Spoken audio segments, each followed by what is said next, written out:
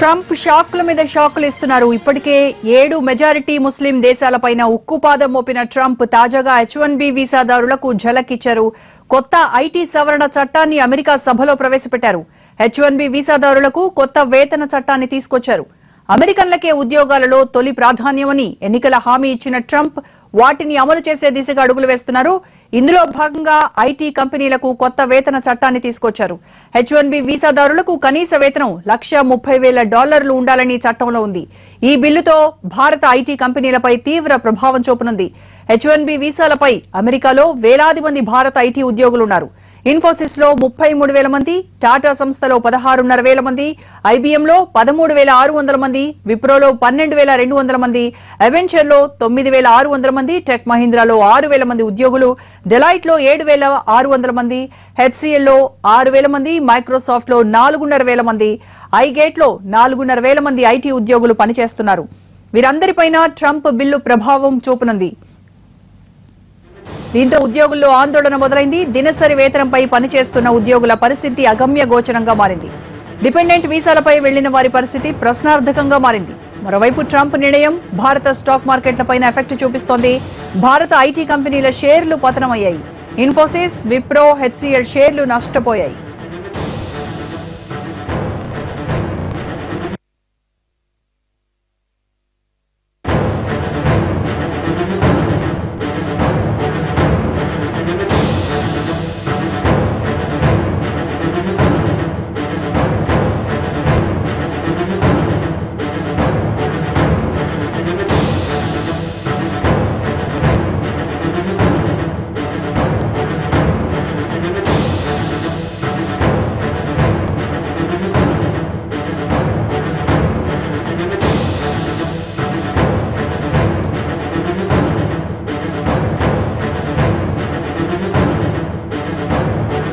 స్వదేశీ దిగ్గజ కంపెనీలన్నీ వ్యతిరేకిస్తున్నా ఉద్యోగాల్లో స్వదేశీయులకు పెద్దపీట వేసే బిల్లును ఆయన కార్యవర్గం సిద్ధం చేస్తోంది.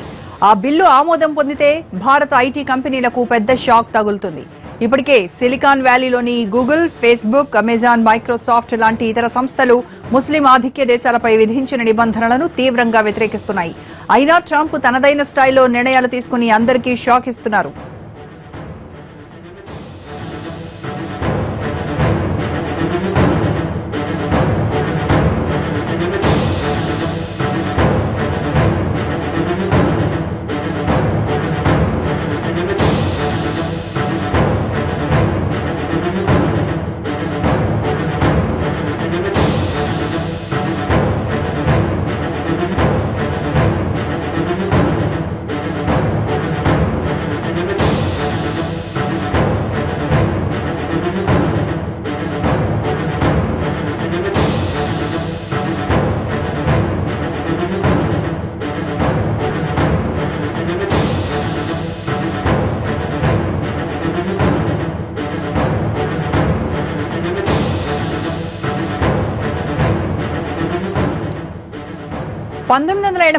లో రూపొందించిన వేతన చట్టానికి ఇంతవరకు మార్పులు చేపట్టలేదు.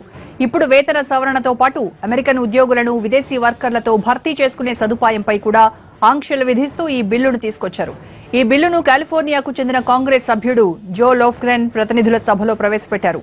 సర్వే లెక్కించిన వేతనానికి 200% చెల్లించేందుకు సిద్ధమయ్యేలా మార్కెట్ ఆధారితంగా వీసాలు ఇవ్వాలని ఈ బిల్లులో పేర్కొన్నారు. తక్కువ వేతన కేటగిరీని తీసివేయాలని బిల్లు ప్రతిపాదించింది. H1B ప్రోగ్రాంపై తమ చట్టం మళ్లీ పునఃసమీక్షిస్తుందని ఆయన చెప్పారు. ఈ కొత్త వేతన చట్టం ద్వారా ఇబ్బడి ముబ్బడిగా అమెరికాలోకి వస్తున్న వీసాదారులకు అడ్డుకట్ట వేయనున్నారు. కంపెనీలు స్థానికులకే ఉద్యోగాలు కల్పించాలని ప్రతిపాదించారు.